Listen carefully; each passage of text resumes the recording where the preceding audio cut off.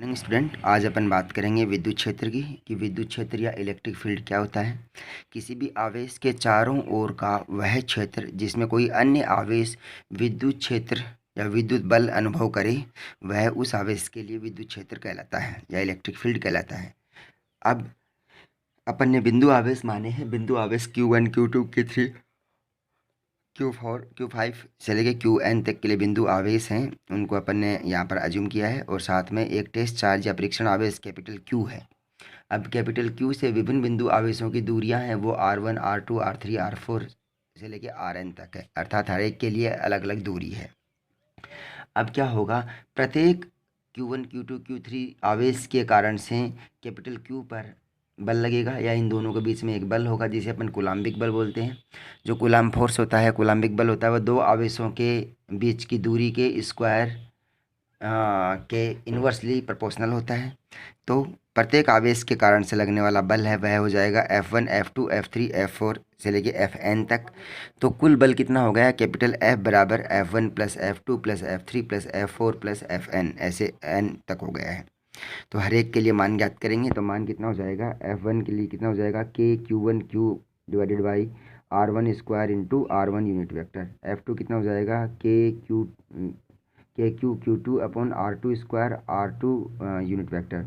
ऐसे n के लिए KQQn upon Rn square Rn unit vector. ये अपन इक्वेशन नंबर 1 दिया है इसको। अभी देखिए यहाँ पर मैं इक्वेशन नंबर 1 में कैपिटल K और कैपिटल Q को अगर कॉमन ले लेता हूँ तो हो जाएगा F बराबर KQ ब्रैकेट में Q1 अपन R1 square R unit vector R1 unit vector plus Q2 अपन R2 square R2 unit vector, ऐसे डैश करके QN अपन Rn square Rn unit vector. समीकरण नंबर 2 अपन को इससे प्राप्त हो गया है। समीकरण नंबर 2 प्राप्त होने के बाद हम देखिए यहाँ पर अपन समीकरण नंबर 2 को निम्नलिखित रूप से लिख सकते हैं अगर चाहें तो। कैसे, F बराबर QE। F बराबर QE का मतलब क्या है, यहाँ पर Q है वो टेस्ट चार्ज है, F है बल है, कुल बल। तो यहाँ पर एक नई क्वांटिटी आई है E, जिसको अपन बोल रहे हैं विद्युत क्षेत्र। तो यहाँ पर E है वह विद्युत क्षेत्र है, जहाँ पर E बराबर K sigma QI upon RI square into RI unit vector. I बराबर 1 से लेके n तक इसका समेशन कर देते हैं। यहाँ पर देखिए सिग्मा एक प्रकार का जोड़ है कि सभी आवेशों को एक साथ लिखा गया है। अब देखिए कि यहाँ पर समीकरण नंबर 3 से मैं लिख सकता हूँ कि F बराबर QE है, तो E बराबर F बटे कैपिटल Q, F बटे कैपिटल Q। समीकरण नंबर 4 मिल गया।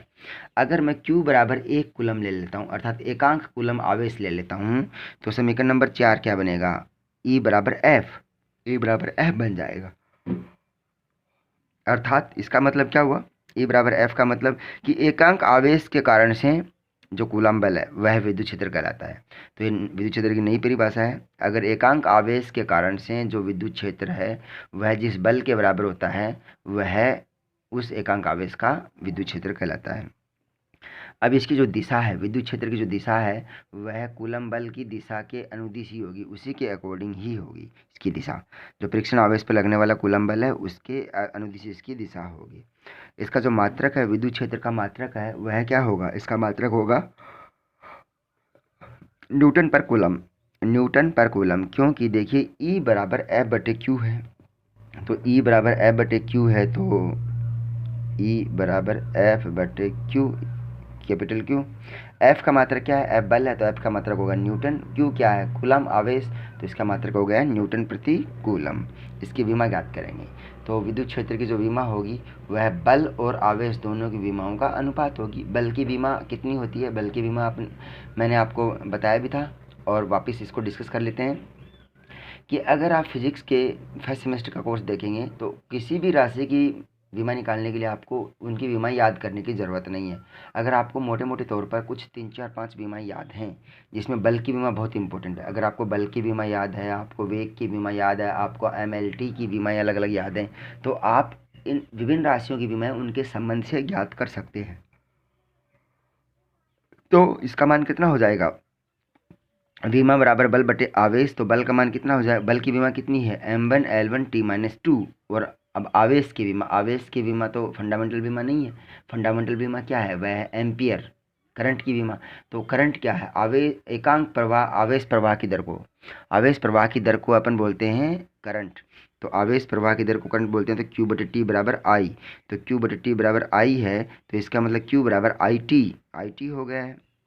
Q बराबर आई टी होने की वजह से I की विमा क्या हो गई है एम्पियर और T की विमा T, तो Q की विमा हो गई A1 T1, तो इसका भाग दे दीजिए A1 T1 का। तो यहाँ पर विद्युत क्षेत्र की विमा आ जाएगी M1 L1 T-2 divided by A1 T1 बराबर M1 L1 T-3 A-1। ये हो गई है अपनी विद्युत क्षेत्र की विमा। अब देखिए अपन ने विद्युत क्षेत्र के बारे में जानकारी पढ़ी है। अभी अपन पढ़ेंगे किसी भी बिंदु आवेश के कारण से उत्पन्न विद्युत क्षेत्र का मान कितना होता है। यहाँ पर एक बिंदु आवेश लिया है, बिंदु आवेश बिंदु ए के ऊपर आवेश Q है और इससे R दूरी पर बिंदु P पर विद्युत क्षेत्र का मान E है। तो आपको E का मान ज्ञात करना है कि बिंदु A पर आवेश Q से R दूरी पर बिंदु P पर विद्युत क्षेत्र की तीव्रता या विद्युत क्षेत्र का मान ज्ञात कीजिए। तो आवेश Q के कारण R दूरी पर विद्युत क्षेत्र का मान अगर कैपिटल E है, तब यहाँ पर अपन बिंदु P पर एक परीक्षण आवेश मानते हैं, परीक्षण आवेश टेस्ट चार्ज Q0 मानते हैं। अब देखिए यहाँ पर दो आवेश हो गए हैं, बिंदु A के ऊपर आवेश का मान है Q और बिंदु P पर आवेश का मान है Q0 परीक्षण आवेश, दोनों के बीच की दूरी है स्मॉल r। तो दोनों आवेशों के बीच में लगने वाला बल है वह कूलाम्बिक बल होगा। तो कूलाम्बिक बल के अनुसार कितना होगा, तो दोनों आवेशों के बीच में लगने वाला कूलाम्बिक बल होगा F बराबर Q0 divided by R square into R unit vector. जहाँ पर R यूनिट वेक्टर है उसकी दिशा किधर है, उसकी दिशा है A से P की तरफ, A से P की तरफ, अर्थात Q आवेश के कारण Q0 पर लगने वाला बल कूलाम्बिक बल होगा। ठीक है, ओके। दोनों आवेशों के कारण से लगने वाला जो बल है या फिर Q से Q0 की ओर लगने वाला बल है कूलाम्बिक बल F, वह अपन ने Q0 divided by R square into R unit vector हो गया है। इसको अपन ने इक्वेशन नंबर 1 दिया। चूंकि बिंदु P पर Q आवेश के कारण से विद्युत क्षेत्र कितना होगा वो देखिए। तो अब बिंदु P, क्योंकि बिंदु P है वह R दूरी पर है, उसके कारण से विद्युत क्षेत्र का मान कितना होगा, तब होगा E बराबर F बटे Q0।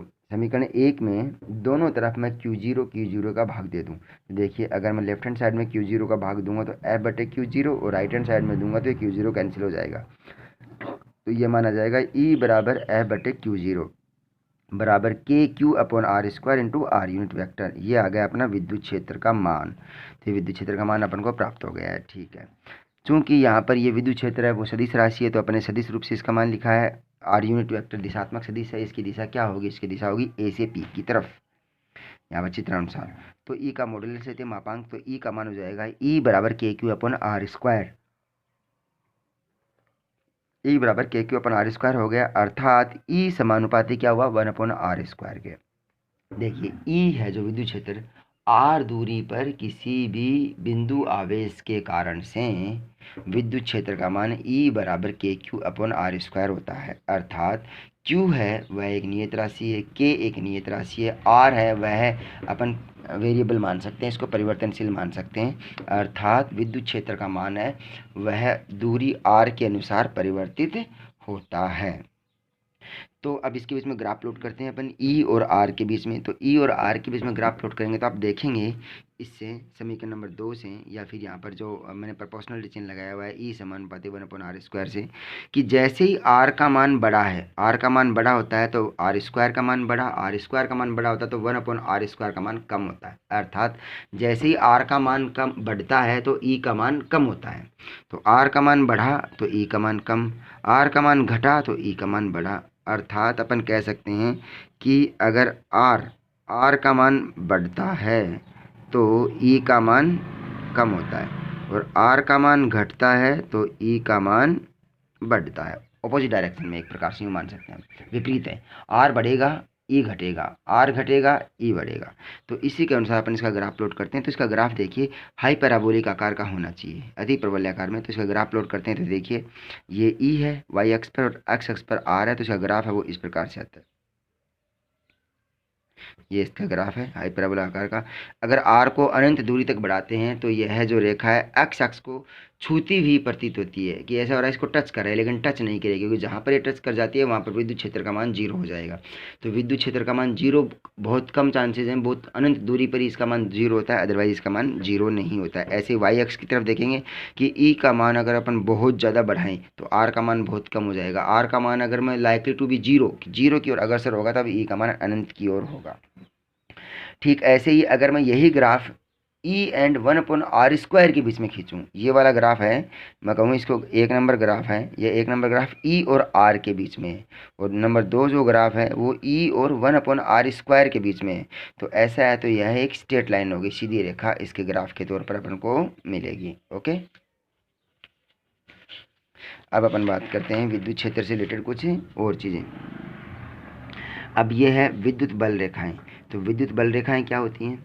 तो विद्युत क्षेत्र को दिखाने के लिए या विद्युत क्षेत्र की तीव्रता को बताने के लिए कि उसको विद्युत बल रेखाओं से दिखाया जाता है। विद्युत बल रेखाएं एक एक एक एक पोस्टुलेट है फिजिक्स में, जिसे विद्युत क्षेत्र के बारे में स्टडी की जाती है। तो इनके क्या क्या गुण हैं? तो सबसे पहले देखिए इनके गुण क्या क्या हैं। विद्युत बल रेखाएं काल्पनिक होती हैं, ये प्योर इमेजनरी लाइन है, इनको आप अपन प्रैक्टिकल लाइफ में ऐसा देख नहीं पाते हैं कि ये विद्युत बल रेखाएं हैं, इनको अपन काल्पनिक रूप से मानते हैं। किसी भी बिंदु के ऊपर ये खींची गई स्पर्श रेखा होती है। अगर विद्युत क्षेत्र की तीव्रता अपन ज्ञात कर रहे हैं तो किसी भी बिंदु पर खींची गई स्पर्श रेखा ही वहाँ उसकी बल रेखाएं हैं। तीसरा इसका, ये विद्युत बल रेखाएं होती हैं किसी भी धनावेश से बाहर की ओर होती हैं और ऋणावेश से अंदर की ओर आती हुई प्रतीत होती हैं। इसके अलावा विद्युत बल रेखाएं होती हैं, यह चूंकि ई समानुपाती 1/r² होता है तो तिर्य्य रूप से ये बाहर की ओर फैलती है, अंदर की ओर आती हुई प्रतीत होती है, अर्थात ये रेडियल डायरेक्शन में होती हैं, या फिर इनका जो फैलाव होता है वह एक प्रकार से गोलीय रूप से होता है।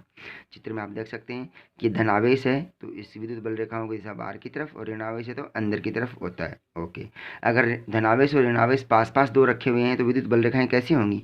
धनावेश से बाहर की ओर निकल के ऋणावेश से अंदर की ओर जाती हुई प्रतीत होती हैं। ठीक है, तो ये हो गई अपनी विद्युत बल रेखाएं।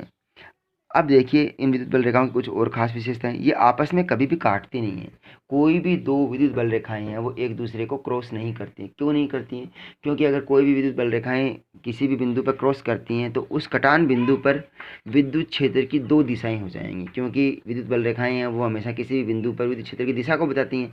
अगर किसी बिंदु पर दो विद्युत बल रेखाएं आपस में काट देती हैं, जैसे यहाँ पर विद्युत बल रेखाओं ने काट दिया है इस बिंदु पर, तो यहाँ पर विद्युत क्षेत्र की दो दिशाएं हो जाएंगी, एक दिशा इस तरफ और एक दिशा इस तरफ, जो कि पॉसिबल नहीं है, क्योंकि विद्युत बल क्षेत्र की एक ही दिशा हो सकती है। तो इसलिए आपस में दोनों रेखाएं कभी भी एक दूसरे को काटती नहीं है, जो कि संभव नहीं है।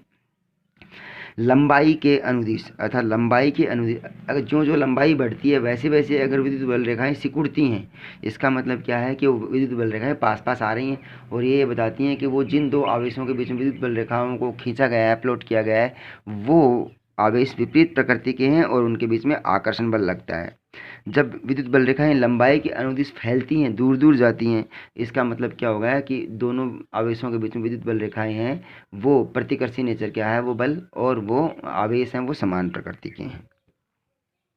साथ में इम्पोर्टेंट चीज़ यह भी है कि जो विद्युत बल रेखाएं होती हैं वो किसी भी एक समान विद्युत क्षेत्र के लिए, एक समान विद्युत क्षेत्र मतलब यूनिफॉर्म अगर इलेक्ट्रिक फील्ड है वह दूरी के साथ में बदल नहीं रहा है, तो उसकी जो विद्युत बल रेखाएं हैं वो एक दूसरे के समांतर होंगी। जैसे ये विद्युत बल रेखाएं एक दूसरे के समांतर हैं